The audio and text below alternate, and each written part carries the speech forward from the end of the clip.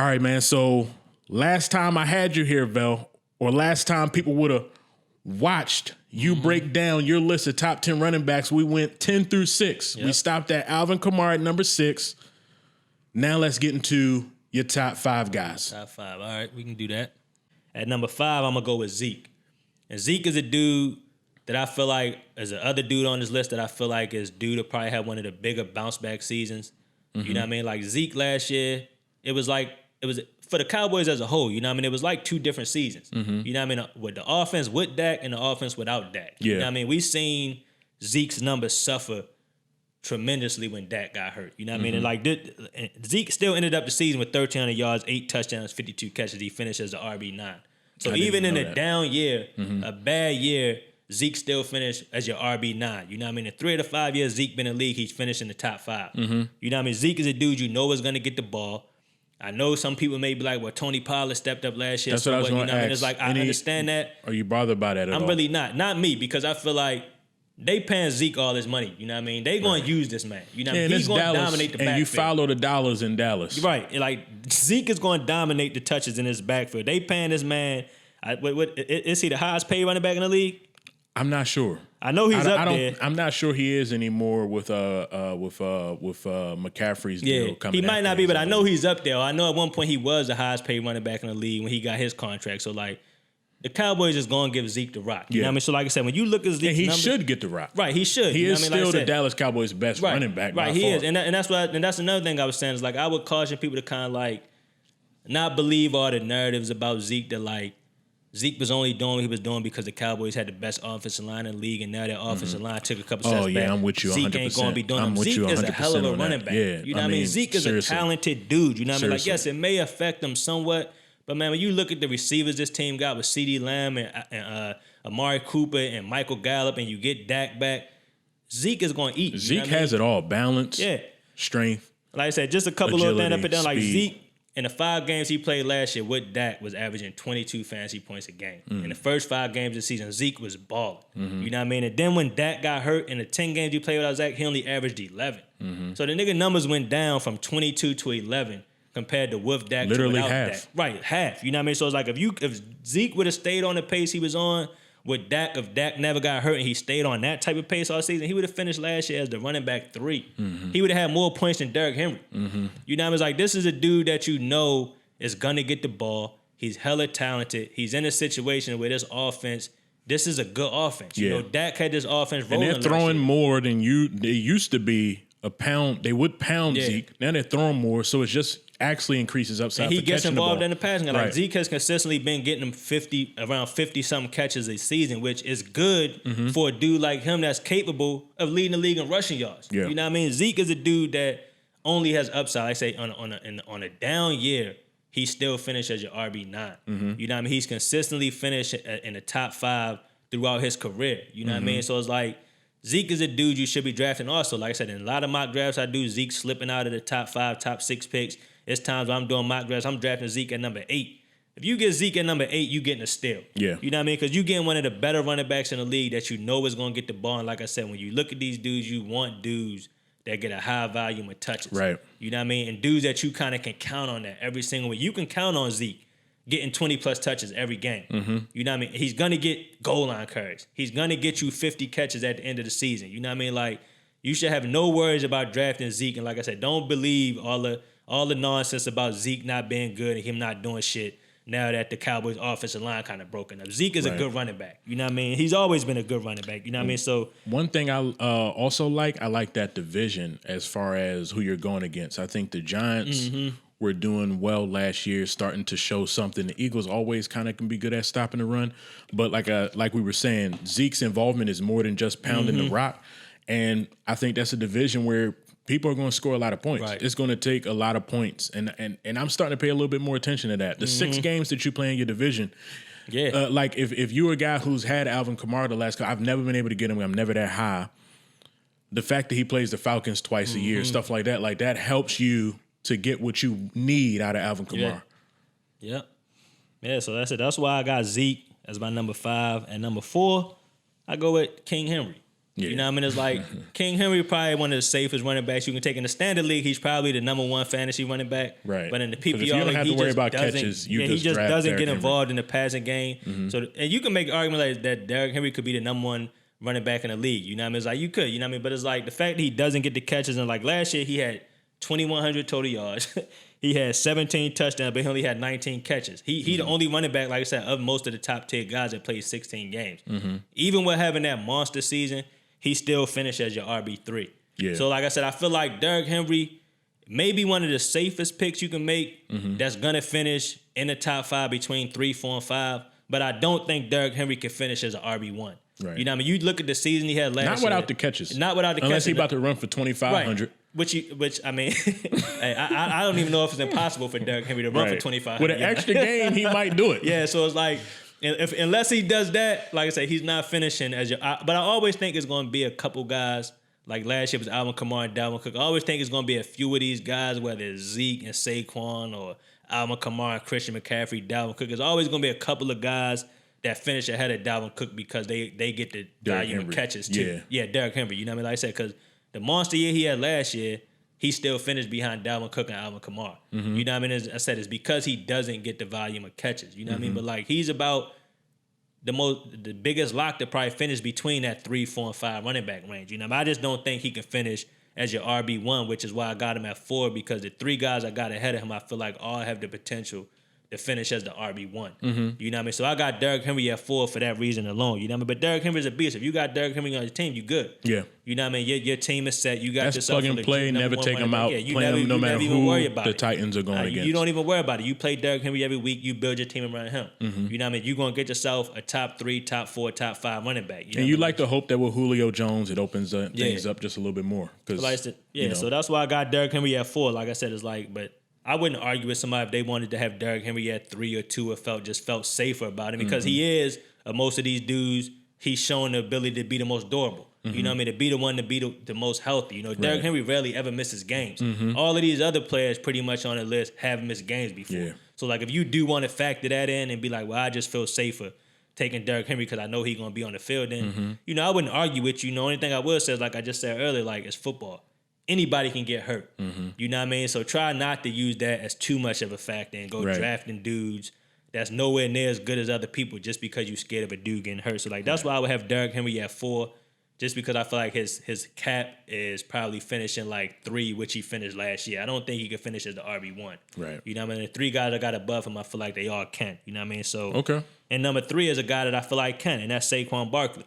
You know what I mean? And like going along with your don't be scared of injuries. Don't be scared of injuries. Now, I've been hurt by Saquon. Yeah. I drafted Saquon number 1 overall, but it's like at the end of the day, it didn't hurt me because it was between Saquon and McCaffrey. And McCaffrey got hurt too. So at the end of the day, that's everybody. Yeah, it really wasn't even a matter to me. But I went with Saquon just because like they went 1 and 2 in about every draft and both got hurt. So it's like I said, if you one of those ones that last year was drafting Saquon number 1 overall, number 2, number 3. There's no reason why you shouldn't be drafting him there again. Right. You know what I mean? Nothing Especially has changed. If you had the confidence to do it before the Giants added Kenny Galladay and had a pretty decent season, you should have the confidence to do it now. Because nothing has changed. Right. He was just injured last year. He's still just as talented. Right. So he showed us what he can do his rookie year, in which he finished as the RB1, where he put up 2,000 total yards. He had 91 catches, and he had 15 touchdowns as a rookie. You know, so he showed you what he could do when he's on the field. All he has to do is be healthy. Yeah, he came out of college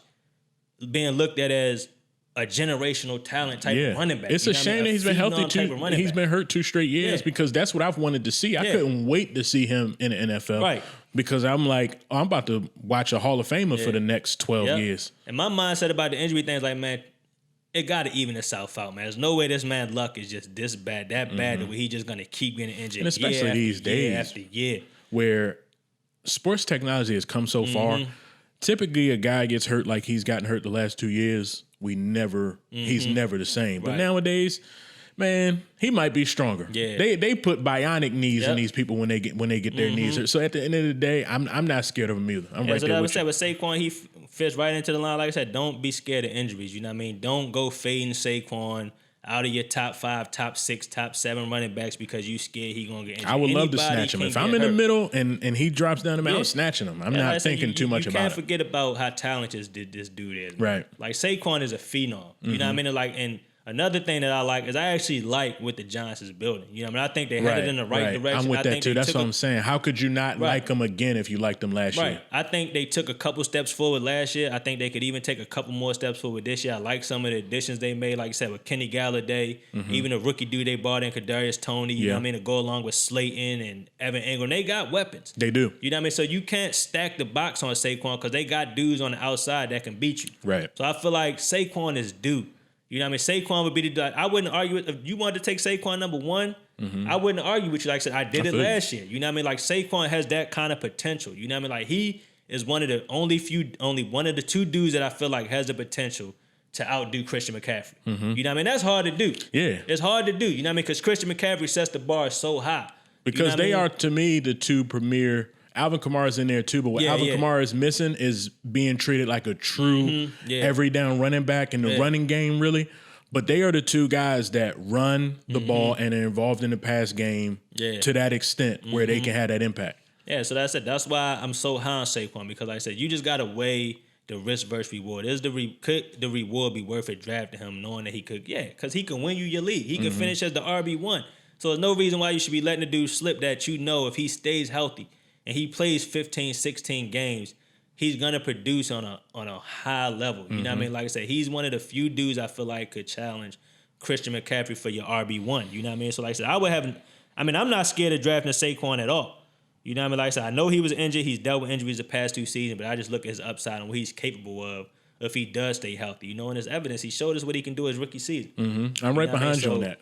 I'm right behind you on that. The only question I have now is, you at your top 2, and you haven't said Dalvin Cook or McCaffrey, and I'm wondering who's 1 and who's 2. I mean, Dalvin Cook is number 2. Okay. Dalvin Cook is my boy. You know what I mean? Dalvin Cook is my boy. Dalvin Cook is probably my favorite running back in the league. You know what I mean? Like Dalvin Cook last year had 1,900 yards, 17 touchdowns. He also added the 44 catches. He only played 14 games. He finished as your RB2.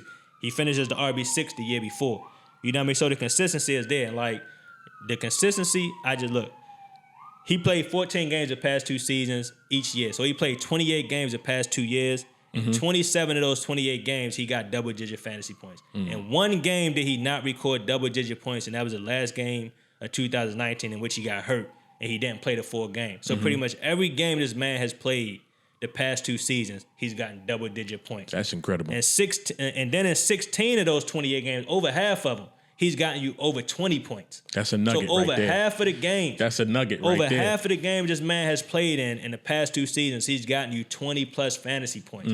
The Vikings offense goes as Dalvin Cook goes. Yeah. The offense is built around him. You know what I mean? It's like, so you know he's going to get the rock. The consistency is there. And you can foul him under unstoppable. Right. Everybody knows he's getting the ball, but he's just too good for you to stop. Right, he is. You know what I mean? Like Dalvin Cook goes right in line. Dalvin Cook is one of the best running backs in the league. It's one of the more complete running backs in the league. You know what I mean? Like, you can easily make an argument that he's the best running back in football. You know what I mean? When you just talk about running. Yeah. You know what I mean? The dude is explosive. I love his explosiveness. He can break off big runs. To me, that's number 1 about him. Right, but he's also physical. You know what I mean? Like, he can run between the tackles. He runs dudes over you. He can wear defenses down. You know what I mean? Like, just as far as running the ball, you would probably say, like, Derrick Henry, Dalvin Cook, like you even like with Nick Chubb, like these dudes just as far as just pure running back. Yeah. Dalvin Cook is probably the best of all of them. You know what I mean? Along with Derrick Henry, those would probably be my top 2. You know what I mean? But Dalvin Cook is a do-it-all type of dude. You know what I mean? Like his explosiveness is just next level. Yeah. There was a touchdown he had last year. I can't remember who it was against. It was like a 8-yard touchdown, but it was so impressive because it was like how he like in that 8 yards, nobody could get to him. It was just like 0 to 60 in like 2.5 seconds.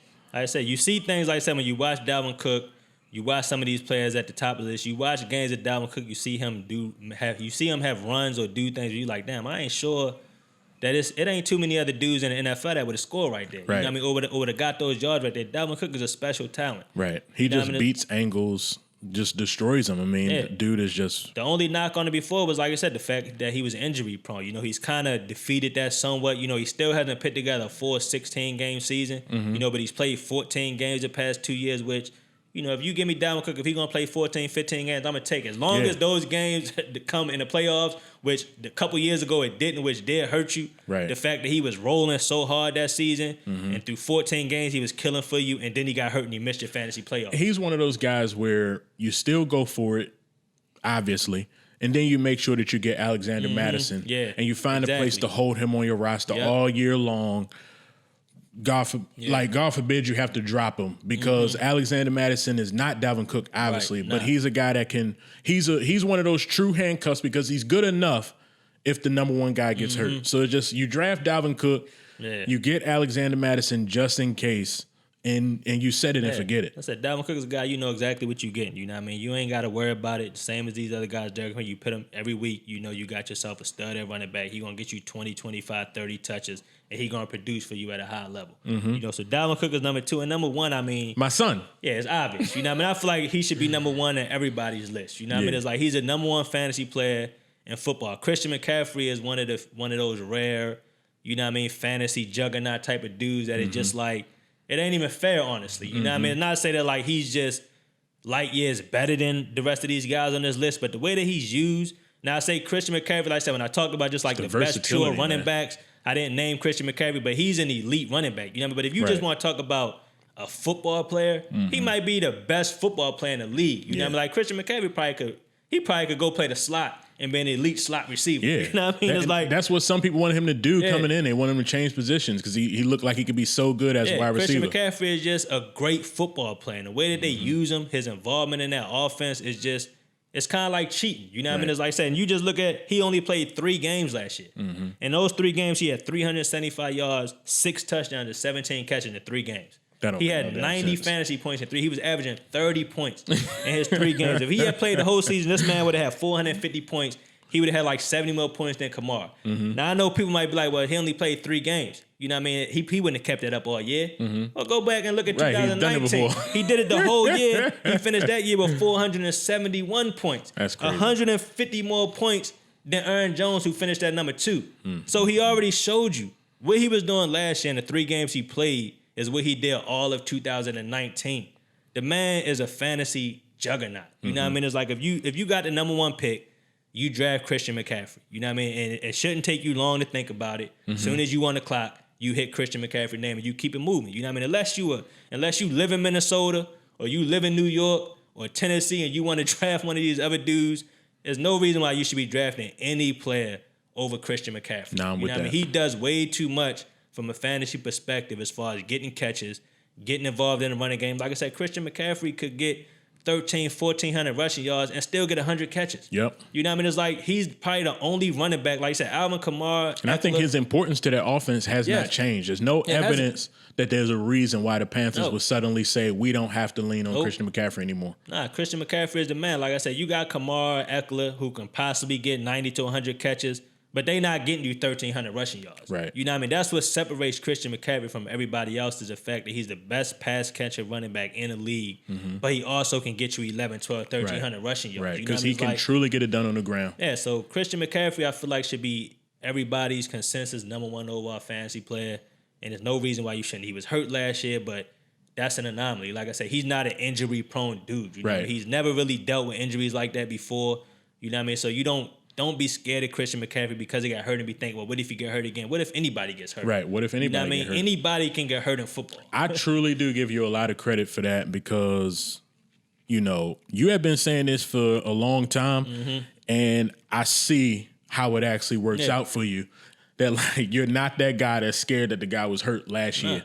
And, you know, you're making me add that to my game. So I'm like really messing with this list, bro. Like, this is I feel like maybe somebody would say, where's Aaron Jones, a guy that you just brought up? But I feel you on, you haven't even explained it, but I'm okay with him not being in your top 10. I like your top 10. Yeah, like I said, it's a bunch of dudes. Like I said, you look at it, it's dudes that you can come up with and try to project, you know, and try to be, you know, try to come off like we know Stradamus, you know what I mean? You want to be, like I said, we want to all be the guys that discover people and be like, I told y'all to draft Antonio Gibson. I told y'all to draft J.K. Dobbins. Just like, man, but you you really don't know. All these dudes is talented. You know what I mean? They all are. You know, Gibson, Cam Akers, Clyde Edwards, Jonathan J.K. Taylor, Dobbins, you didn't have in that top 10 Jonathan either. Taylor's nothing like that. All talented dudes. But it's like when I just looked at all of the situations and broke down everybody's situation, I just felt like these was the most likely candidates to finish in your top 10. Like Jonathan Taylor, like I said, he had a really big year. Well, he ended the season really strong. Right. But like you bring back Marlon Mack, you got Naheem Hines that's going to take away some of the catches. It's just like, I feel like there's potential there for him to take a couple steps back. And he really didn't get going until the last 6 games of the season where they kind of was playing against poor run defense. And he kind of just was going off. That is one of the things to know about the Jonathan Taylor situation is that almost all of that happened against some of the worst defenses, run defenses, and things of that nature in the league. Like I said, so I looked at all of these dudes. Like I said, and I thought about pitting all of these dudes, you know, in the top 10. But it's like through evaluating and looking at their situations, looking at the numbers, these was the dudes that I felt like had the best chance to finish in the top 10. Honestly, probably like the safest bets that you can draft that have the highest chances of finishing in the top 10. But yeah, like obviously players like Cam Akers and Antonio Gibson, some of these dudes that upside, they can do it.